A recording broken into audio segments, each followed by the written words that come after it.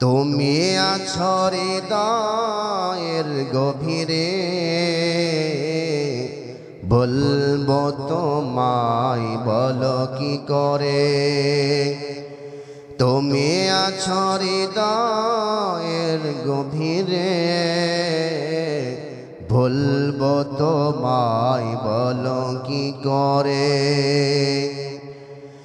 দেখি নাই তোমারে কোনো দিন, তবু আছো স্মরণে অমলিন। দেখি নাই তোমারে কোনো দিন, তবু আছো স্মরণে অমলিন। প্রেমের ভুবনে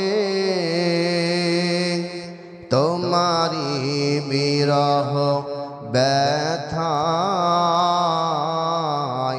নিশীথের শিফারিরা ঝরে। তুমি আছো হৃদয়ের গভীরে, বলবো তোমায় বলো কি করে। তুমি আছো হৃদয়ের গভীরে, বলবো তোমায় বলো কি করে। উকবা ইবনে আবি মুইত সকলকে লক্ষ্য করে বললেন, তাহলে তোমরা একটা দাওয়াতের লিস্ট তৈরি করো, যে লিস্টের শুরুতে নাম লেখা হবে মুহাম্মদ সাল্লাল্লাহু আলাইহি ওয়াসাল্লামের। তারা একটা লিস্ট তৈরি করলো, এই লিস্টের শুরুতে নাম রাখলো মুহাম্মদ। মুহাম্মদ সাল্লাল্লাহু আলাইহি ওয়াসাল্লামের নাম লেখার পরে ধারাবাহিকভাবে সকলের নামগুলো লিস্টের মধ্যে তোলা হলো। উকবা ইবনে আবি মুইত সকলকে লক্ষ্য করে বললেন, তুমি অমুককে দাওয়াত করবা, তুমি অমুককে দাওয়াত করবা। এখন যেরকম মোবাইল আছে, তখনকার সময় তো মোবাইল ফোন ছিল না। উকবা সকলকে দাওয়াতের লিস্টটা ভাগ ভাগ করে দেওয়ার পরে উকবা বলতেছে, যেহেতু মুহাম্মদ আমার ভিআইপি মেহমান হবে, মুহাম্মদকে আমি স্বয়ং নিজে গিয়ে দাওয়াত করব। বলে সুবহানাল্লাহ। সকলকে ভাগ করে দেওয়ার পরে উকবা ইবনে আবি মুইত নবীজির বাড়িতে গেলেন।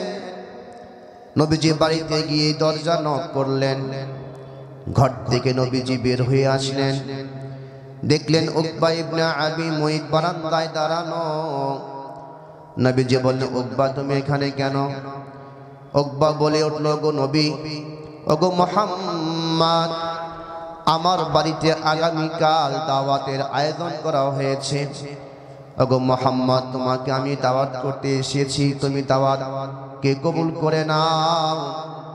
কারণ দাওয়াত দেওয়া যেরকম সুন্নাত, কবুল করাও সুন্নাত। কথা বলেন ঠিক কিনা? মুহাম্মদ সাল্লাল্লাহু আলাইহি ওয়াসাল্লাম দাওয়াতকে কবুল করলেন। আগামীকাল যখন উকবার বাড়িতে নবীজি গেলেন, যাদেরকে দাওয়াত করা হয়েছিল সবার সামনে খানাকে পরিবেশন করা হলো। সবাই খানা খাচ্ছে, কিন্তু মুহাম্মদ সাল্লাল্লাহু আলাইহি ওয়াসাল্লাম খানা খায় না। উকবা ইবনে আবি মুইত বললেন, ওগো নবী, ওগো মুহাম্মদ, যেহেতু তুমি আজকে ভিআইপি মেহমান, তোমার সামনে আমি ভিআইপি খানা রেখেছি, পরিবেশন করেছি। ওগো মুহাম্মদ, দেখো সবাই তো খানা খায়, তুমি কেন খাবার খাও না? মুহাম্মদ সাল্লাল্লাহু আলাইহি ওয়াসাল্লাম বলেন, উকবা, যেহেতু তুমি মুসলমান হও নাই, কালিমা পড়ো নাই, আমি তোমার বাড়ি খানা খাবো না। ওগো উকবা, যদি তুমি কালেমা পড়ে নাও, মুসলমান হয়ে নাও, তাহলে আমি তোমার বাড়ি খানা খাবো। উকবা ইবনে আবি মুইত চিন্তিত হয়ে গেলেন। উকবা ইবনে আবি মুইত বলতেছে, যেহেতু আজকে আমার বাড়িতে ভিআইপি মেহমান মুহাম্মদ, মুহাম্মদ যদি না খেয়ে এখান থেকে চলে যায় আমার বেইজ্জতির সীমা থাকবে না। উকবা ইবনে আবি মুইত বলল, ঠিক আছে মুহাম্মদ, যাও তোমার কালিমা আমি পড়ে নিলাম, লা ইলাহা ইল্লাল্লাহ মুহাম্মাদুর রাসূলুল্লাহ সাল্লাল্লাহু আলাইহি ওয়াসাল্লাম বলেন।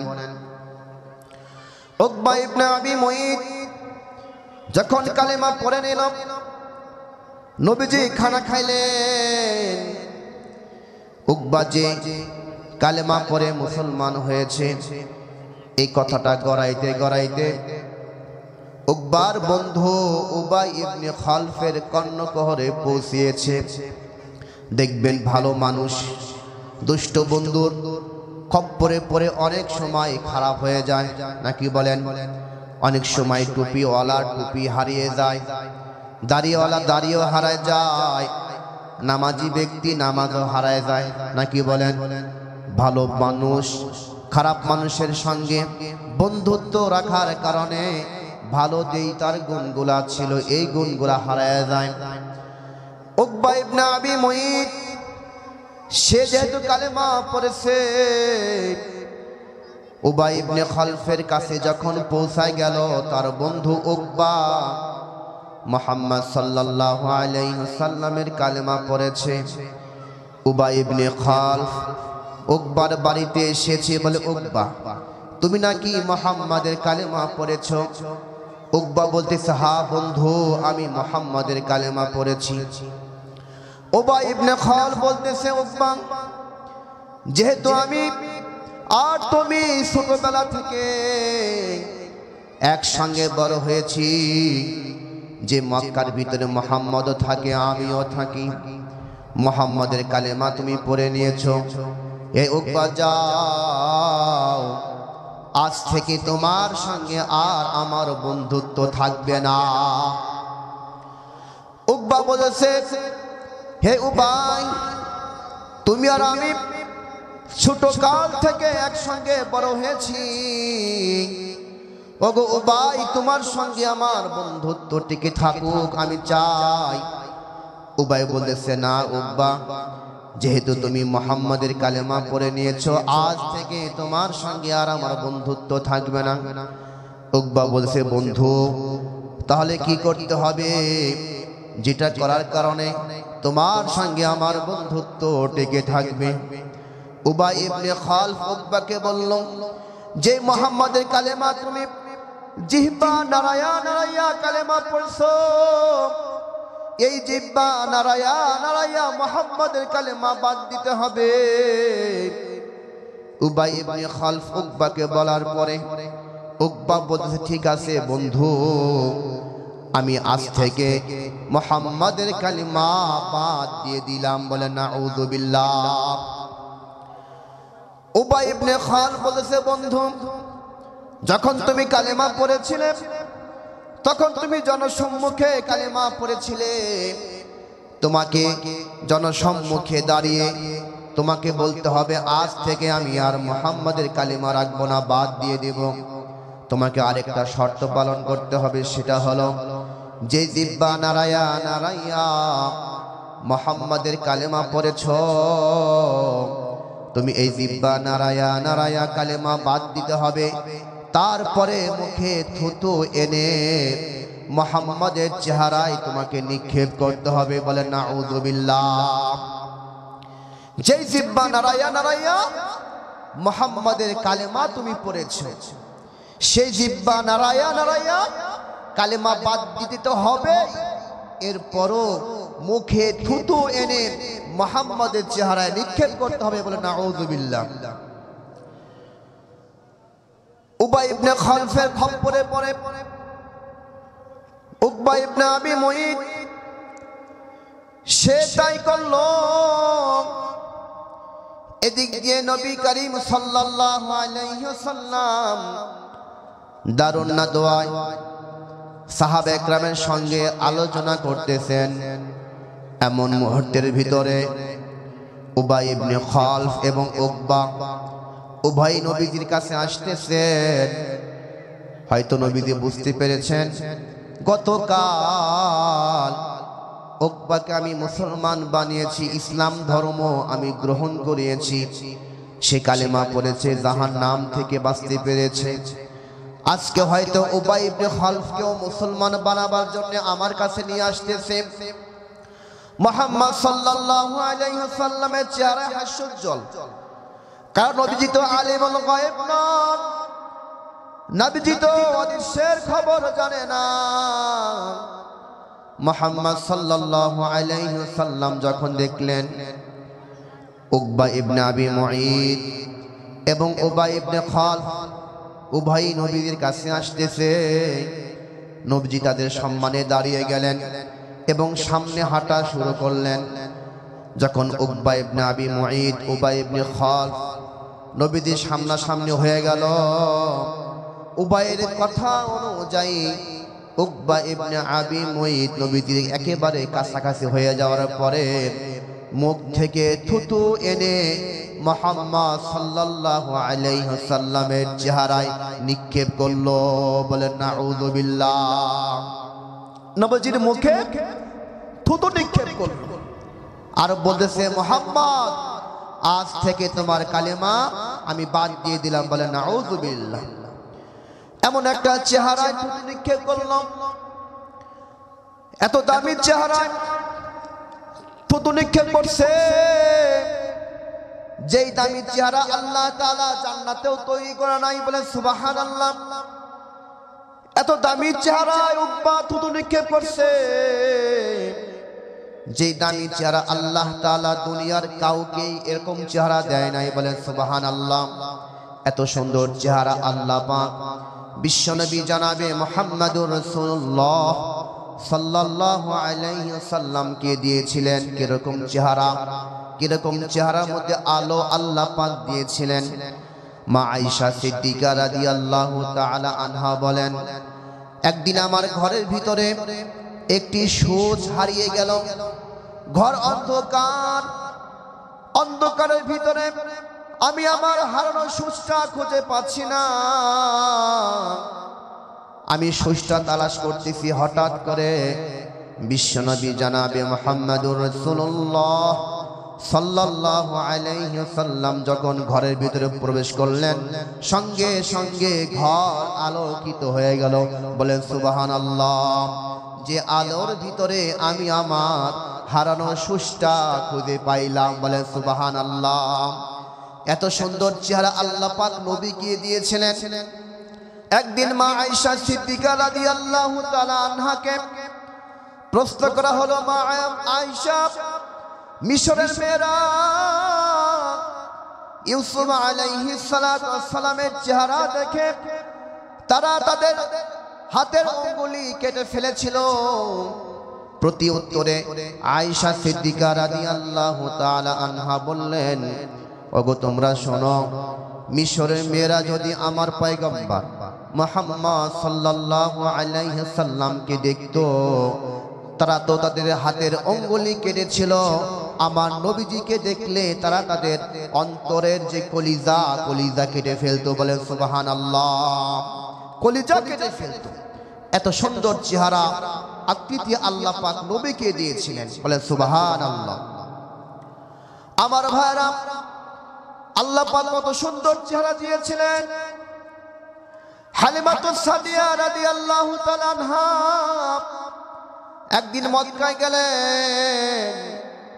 মা আমেনা রাদিয়াল্লাহু তাআলা আনহার ঘরে যখন প্রবেশ করলেন, দেখলেন মুহাম্মাদের চেহারার কারণে ঘরটা আলোকিত হয়ে গেছে। বলেন সুবহানাল্লাহ। মক্কায় নবী এলো মা আমেনার ঘরে, হাসিলে হাজার মানি কাঁদিলেই মুক্তা ঝরে। মক্কায় নবী এলো মা আমেনার ঘরে, হাসিলে হাজার মানি কাঁদিলেই মুক্তা ঝরে। আল্লাহু আকবার বলেন। হালিমাতুস সাদিয়া রাদিয়াল্লাহু তাআলা আনহা মা আমেনার ঘরে যখন ঢুকলেন, দেখলেন ঘরটা আলোকিত হয়ে গেছে। মা আমেনা বললেন, ওগো হালিমা, আমি কত সুন্দর চেহারা, কত সন্তানের দেখেছি, আমার সন্তান মুহাম্মদ সাল্লাল্লাহু আলাইহি ওয়াসাল্লামকে আল্লাহ পাক এত সুন্দর চেহারা দিয়েছেন, যে চেহারা আমি অন্য কোন সন্তানকে এত সুন্দর চেহারা দেখি নাই। বলেন সুবহানাল্লাহ। হালিমাতুস সাদিয়া রাদিয়াল্লাহু তাআলা আনহা বললেন, ওগো মা আমেনা, আমাদের দায়িত্ব হলো সন্তান লালন পালন করা। আমরা বিভিন্ন শহরে যাই, কত সন্তানের চেহারা আমি দেখলাম, কত বাচ্চার চেহারা আমি দেখলাম। ওগো মা আমেনা, আমি হালিমা বলতেছি, মুহাম্মদের মতন এত সুন্দর চেহারার সন্তান আমি কখনো দেখি নাই। বলেন সুবহানাল্লাহ। কিছুক্ষণ পরে আব্দুল মুত্তালিব আসলেন। আব্দুল মুত্তালিব বললেন, মা আমেনা, হালিমা, আমি হলাম কাবা ঘরে মুতাআল্লি। আমি কত সুন্দর সুন্দর বাচ্চাদের দেখেছি, কত সুন্দর চেহারার বাচ্চাদের আমি দেখেছি। আমি মিশর যাই, ইরাকে যাই, শামে যাই, কত দেশ আমি সফর করি। আমি যেহেতু কাবা ঘরে মুতাআল্লি, আমার কাছে কত বাচ্চাদের আনা হয়, কত বাচ্চার চেহারা আমি দেখলাম। মুহাম্মাদের মতন এত সুন্দর চেহারার মানুষ আমি কখনো দেখি নাই। বলেন সুবহানাল্লাহ। জিবরাইল আমিন আসলেন, হে আব্দুল মুত্তালিব, আমি জান্নাত দেখেছি, আমি জাহান্নাম দেখেছি, আমি আদমকে দেখেছি, আমি নূহকে দেখেছি, আমি ইব্রাহিমকে দেখেছি, আমি মূসাকে দেখেছি, আমি সুলাইমানকে দেখেছি, আমি ঈসাকে দেখেছি। হে আব্দুল মুত্তালিব, তুমি শোনো, আদম পয়গম্বর থেকে নিয়ে ঈসা পয়গম্বর পর্যন্ত সকল নবীগণকে আমি দেখছি। আমি জিবরাইল আমিন বলতেছি, মুহাম্মাদের মতন এত সুন্দর চেহারার মানুষ আমি কখনো দেখি নাই। বলেন সুবহানাল্লাহ। আল্লাহ পাক রব্বুল আলামিন বললেন, জিবরাইল তুমি দেখবা কেমনে, মুহাম্মাদের মতন এত সুন্দর চেহারার মানুষ আমি তৈরি করি নাই। বলেন সুবহানাল্লাহ।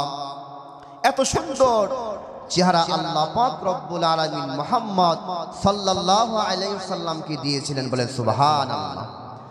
আর কত সুন্দর চেহারা আল্লাহ পাক নবীকে দিয়েছিলেন। হালিমাতুস সাদিয়া রাদিয়াল্লাহু তাআলা আনহা বলেন, তার একটা মেয়ে ছিল, নাম ছিল সীমা।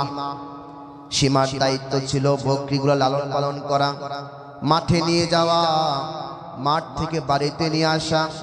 একদিন হঠাৎ করে সীমাকে অনেক বাড়িতে আসতে অনেক লেট হয়েছে, দেরি হয়েছে। হালিমাতুস সাদিয়া রাদিয়াল্লাহু তাআলা আনহা সীমাকে বকা দিয়েছে, সীমা তুমি খালি লেট করে কেন? সীমা তখন উত্তর করলেন, মা যাও যাও, আমি আর আজকে থেকে বকরি চড়াবো না, তোমার বকরি তুমি সামলাও। হালিমাতুস সাদিয়া রাদিয়াল্লাহু তাআলা আনহা বললেন, ওগো সীমা, যদি এখন তুমি বকরিগুলা না চড়াও, তোমার যে কুরাইশি ভাই আছে মুহাম্মদ, এই মুহাম্মদ তো না খেয়ে মারা যাবে।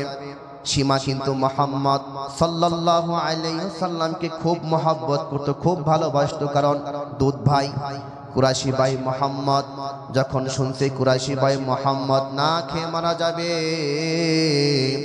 সীমা বলতেছে, ঠিক আছে মা যাও, আমি তাহলে বকরি চড়াইতে যাব, তবে শর্ত হলো এখন আর আমি একা একা বকরি চড়াইতে যাব না, আমি আমার কুরাইশি ভাইকে সঙ্গে করে নিয়ে যাব। হালিমাতুস সাদিয়া রাদিয়াল্লাহু তাআলা আনহা বললেন, তুমি তো একাই বকরি সামলাইতে পারো না, আবার তুমি তোমার ভাইয়া নিয়ে যাবা। সীমা উত্তর করল, মা আমি তো তোমাকে ইতিপূর্বে আমার সঙ্গে যে ঘটনাগুলো ঘটেছে আমি তোমাকে জানাই নাই। ওগো মা, আমি যখন প্রথমবার আমার কুরাইশি ভাইকে সঙ্গে নিয়ে যখন বকরি চড়াতে যাব, সকল বকরিগুলা লাইন ধরে ধরে আমাদের পিছনে চলা শুরু করছে। বলেন সুবহানাল্লাহ। ওগো মা, যখন মাঠে পৌঁছালাম, বকরিগুলাকে মাঠে ছেড়ে দিয়ে আমি আমার কুরাইশি ভাইকে কোলে করে বসে আছি। আর আমি আমার কুরাইশি ভাইয়ের চেহারা দেখতেছি। আল্লাহ পাক কত সুন্দর করে আমার কুরাইশি ভাইয়ের চেহারা তৈরি করছে, বলেন সুবহানাল্লাহ। ওগো মা বকরিগুলা ছেড়ে দিয়ে আমি আমার কুরাইশি ভাইয়ের চেহারা দেখতে আসি। কখন যে দিন শেষ হয়ে গেছে মা আমি বুঝতেই পারি নাই। যখন সন্ধ্যা ঘনায় আসছে হঠাৎ করে মনে পড়লো, না জানি আমার বকরিগুলা হারাই গেল কিনা। ওগো মা, যখন আমি কুরাইশি ভাইয়ের চেহারা থেকে আমার চেহারাটা ঘুরালাম, দেখি মা সকল বকরিগুলা লাইন ধরে ধরে আমার কুরাইশি ভাইয়ের চেহারা দিকে তাকিয়ে আছে, বলেন সুবহানাল্লাহ। এত সুন্দর চেহারা আল্লাহ পাক রব্বুল আলামিন আমার পয়গম্বর জনাবে মুহাম্মদুর রাসূলুল্লাহ সাল্লাল্লাহু আলাইহি ওয়াসাল্লাম কে দিয়েছিলেন। সেই চেহারা উকবা ইবনে আবি মুঈত নবীজির চেহারায় থুতু নিক্ষেপ করছে। থুতু নিক্ষেপ করার সঙ্গে সঙ্গে নবীজির চোখ বেয়ে পানি ঝরতেছে, অন্তর ফাটা ভাব, জবান দিয়ার কথা বের হচ্ছে না। পয়গম্বর ক্রন্দন করতেছে, সাহাবে کرام ক্রন্দন করতেছে। যে বিশ্বনবী জনাবে মুহাম্মদুর রাসূলুল্লাহ সাল্লাল্লাহু আলাইহি ওয়াসাল্লামের চেহারায় থুতু নিক্ষেপ করছে, আল্লাহ পাক রব্বুল আলামিন তখন বিশ্বনবী জনাবে মুহাম্মদুর রাসূলুল্লাহ সাল্লাল্লাহু আলাইহি ওয়াসাল্লামকে তখন সান্ত্বনা দিয়ে বললেন, ওগো পয়গম্বর, আপনি চিন্তিত হয়েন না, পেরেশানি হয়েন না। যে উকবা ইবনে আবি মুঈত উবাই ইবনে খালফের খপ্পরে পড়ে আপনার চেহারায় থুতু নিক্ষেপ করছে, এই উকবা ইবনে আবি মুঈত কিয়ামতের দিন সে তার হাত কামড়াবে। ইয়াউমা ইয়াদু যালিমু আলা ইয়াদাইহি ইয়াকুলু ইয়া লাইতানি ইত্তাখাযতু মা'আর রাসূলি সাবিলা। কিয়ামতের দিন সে বলবে, হায় আফসোস, যদি আমি দুনিয়ায় উবাই ইবনে খালফকে বন্ধুরূপে গ্রহণ না করে বিশ্বনবী জনাবে মুহাম্মদুর রাসূলুল্লাহ সাল্লাল্লাহু আলাইহি ওয়াসাল্লামকে বন্ধুরূপে গ্রহণ করতাম, নবীজির আদর্শকে মানতাম, নবীজির সঙ্গে আমি উঠা বসা করতাম, তাহলে আজকে কিয়ামতের দিন আমার হাত কামড়াইতে হতো না, কিয়ামতের দিন আমাকে জাহান্নামে যাইতে হতো না। সে আফসোস করে করে তার হাতকে কামড়াবে। আমার ভাইরা, এজন্য নবীজির সঙ্গে আমার আপনার মহব্বত রাখতে হবে, নবীজিকে মহব্বত করতে হবে কি হবে না? একটা আওয়াজ দিয়ে বলেন, নবীজির ভালোবাসা অন্তরে রাখার দরকার আছে না নাই? নবী করিম সাল্লাল্লাহু আলাইহি ওয়াসাল্লাম বলেন, আল মারউ মা'a মান আহাব্বা, দুনিয়ায় যে যাকে মহব্বত করবে কিয়ামতের দিন তার সঙ্গে তার হাসর হবে। যদি আমি আপনি দুনিয়ায় নবীকে মহব্বত করতে পারি, নবীজিকে ভালোবাসতে পারি, নবীজির আদর্শকে মহব্বত করতে পারি, তাহলে বলুন তো দেখি কিয়ামতের দিন কার সঙ্গে আমার হাসর হবে? মুহাম্মদ সাল্লাল্লাহু আলাইহি ওয়াসাল্লামের সঙ্গে হাসর হবে। এজন্য আমাকে আপনাকে নবীকে মহব্বত করতে হবে। নবী করিম সাল্লাল্লাহু আলাইহি ওয়াসাল্লাম বলেন, মান আহাব্বা সুন্নতি ফাকাদ আহাব্বানি ওয়া মান আহাব্বানি কানা মাই ফিল জান্নাহ। নবীজি বলেন, যে ব্যক্তি আমার সুন্নতকে মহব্বত করলো ওই ব্যক্তি আমাকে মহব্বত করলো, আর যে ব্যক্তি আমার সুন্নতকে মহব্বত করলো ওই ব্যক্তির সঙ্গে আমার জান্নাত। বলেন সুবহানাল্লাহ। আমার ভাইরা, এজন্য যতদিন পর্যন্ত দুনিয়ায় থাকি সর্বাবস্থায় বিশ্বনবী জনাবে মুহাম্মদুর রাসূলুল্লাহ সাল্লাল্লাহু আলাইহি ওয়াসাল্লামকে মহব্বত করার দরকার আছে না নাই? আজকে আমরা আমাদের মডেল হিসাবে নবীজির সুন্নাত আছে, আজকে আমরা এই সুন্নাতকে মাইনাস করে বিধর্মীদের তরিকা অনুযায়ী আমরা চলার চেষ্টা করি। কথা বলেন ঠিক কিনা? অথচ সাহাবে একরাম নবীকে মহব্বত করতেন, সাহাবে একরাম নবীকে ভালোবাসতেন। আজকে আমরা সেই সাহাবে একরামের মতো নবীকে মহব্বত করতে পারি না, নবীজিকে ভালোবাসতে পারি না। অথচ সাহাবা একরাম সদা সর্বদাই নবীজিকে মহব্বত করেছেন। যেমন তালহা ইবনে বারা রাদিয়াল্লাহু তাআলা আন, ছোট্ট এক সাহাবী। একদিন তালহা ইবনে বারা রাদিয়াল্লাহু তাআলা আন সন্তান আর বাবা নবীজির কাছে আসলেন। বারা রাদিয়াল্লাহু তাআলা আনহু নবী করিম সাল্লাল্লাহু আলাইহি ওয়াসাল্লামকে বললেন, গো পয়গম্বর, আমি তো আপনার কাছে এসেছি, আমাকে কিছু উপদেশ দিন। নবীজি তখন বারা রাদিয়াল্লাহু তাআলা আনহুকে বললেন, যাও যাও, ওগো বারা, আমি তোমাকে সৎ কাজের আদেশ করতেছি, অসৎ কাজ থেকে তোমাকে আমি নিষেধ করতেছি। ওগো বারা, তুমি সৎ কাজ করবা, অসৎ কাজ করবা না। যখন বারা রাদিয়াল্লাহু তাআলা আন যখন পয়গম্বরের কাছ থেকে চলে আসবেন, তালহা রাদিয়াল্লাহু তাআলা আন তার আব্বাকে বলে, না আব্বু, তুমি একটু দাঁড়াও, আমি একটু পয়গম্বরের সঙ্গে কথা বলে আসি। তালহা রাদিয়াল্লাহু তাআলা নবীজিকে বললেন, গো পয়গম্বর, আপনি তো আমার পিতাকে নসিহত করলেন। ওগো পয়গম্বর, আমি আপনাকে অনেক মহব্বত করি, অনেক ভালোবাসি। ওগো পয়গম্বর, আপনি এখন আমাকে যেই আদেশ করবেন আমি সঙ্গে সঙ্গে সে আদেশ পালন করব। বলেন সুবহানাল্লাহ। ওগো পয়গম্বর, আপনি আমাকে এখন যেই আদেশ করবেন আমি সেটাই পালন করব। নবী করিম সাল্লাল্লাহু আলাইহি ওয়াসাল্লাম তালহাকে পরীক্ষামূলক বললেন, তালহা, ওই দেখো একটি তরবারি আছে, এই তরবারি দিয়া তুমি তোমার পিতার গর্দান কর্তন করে আমার কাছে নিয়ে আসো। তালহা রাদিয়াল্লাহু তাআলা আন তরবারিটা নিয়া পিতার গর্দান কর্তন করার জন্য যখন দৌড় মারছে, নবীজি তালহাকে ডাকলেন, তালহা আসো আসো, আসলে আমি তোমার পিতার গর্দান কর্তন করার জন্য আসলে আমার মূল উদ্দেশ্য না, বরং আমার উদ্দেশ্য হলো তুমি যে বললে আমাকে অনেক মহব্বত করো, ভালোবাসো, আমি পরীক্ষা করার জন্য এমনটি করলাম। বলেন সুবহানাল্লাহ।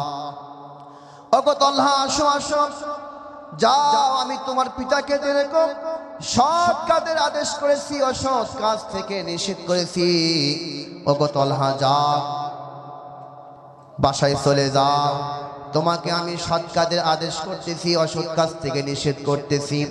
যখন তালহা আর তার পিতা বারা রাদিয়াল্লাহু তাআলা আন যখন বাড়িতে চলে আসলেন, কিছুদিন পরে তালহা রাদিয়াল্লাহু তাআলা আন অসুস্থ হয়ে পড়লেন। নবীজির কাছে সংবাদ পৌঁছানো হলো, পয়গম্বর তালহাকে দেখার জন্য যখন বাড়িতে গেলেন, দেখলেন বারা রাদিয়াল্লাহু তাআলা আন বারান্দায় বসে ক্রন্দন করতেছে, চোখের পানি ফেলতেছে।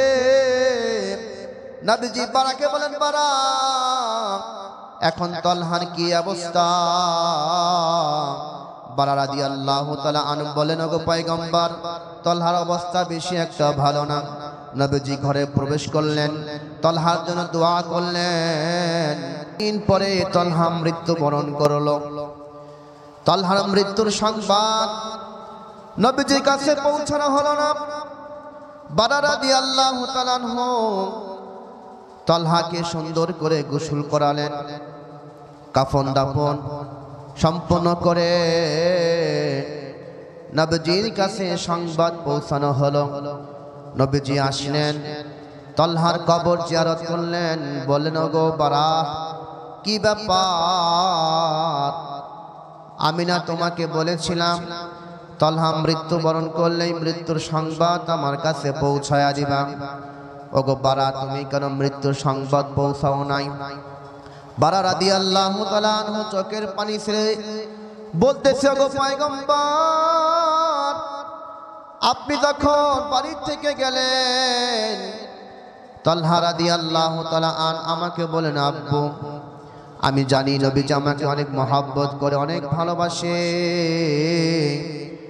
আমি যদি মৃত্যুবরণ করি, এই মৃত্যুর সংবাদ পয়গম্বরের কাছে তুমি কখন পৌঁছাবা?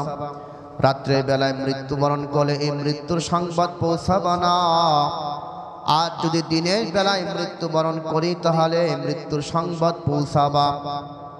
যখন তালহা আমাকে উপদেশ দিলেন, আমাকে যখন বললেন, ওসিয়ত করলেন, আম্মু দিনের বেলায় মৃত্যুবরণ করলে সংবাদ পৌঁছাবা, রাত্রের বেলায় মৃত্যুবরণ করলে এই মৃত্যুর সংবাদ পৌঁছাবা না। আমি বললাম, কেন আব্বু? তলহা তখন বললেন, আব্বু আমি রাত্রের বেলায় মৃত্যুবরণ করলে নবীজি আসবেন, দিনের বেলায় মৃত্যুবরণ করলে নবীজি আসবেন। দিনের বেলায় মৃত্যুবরণ করলে কাফের মুশরিকরা পয়গম্বরকে সহজে কষ্ট দিতে পারবে না।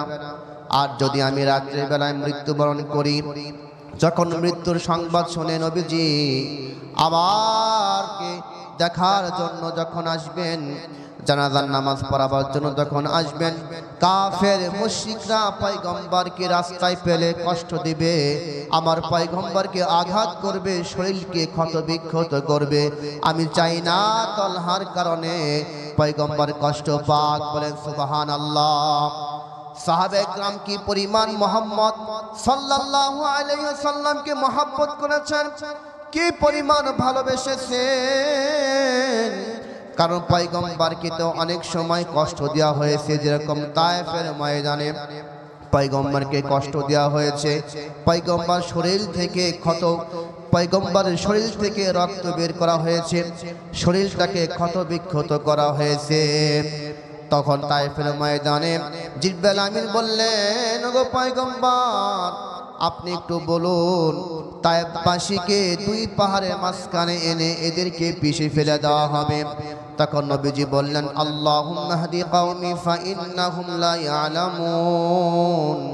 ওগো আল্লাহ আপনি আমার কওমকে হিদায়াত দিন, কেন তারা আমাকে চিনতে পারে নাই।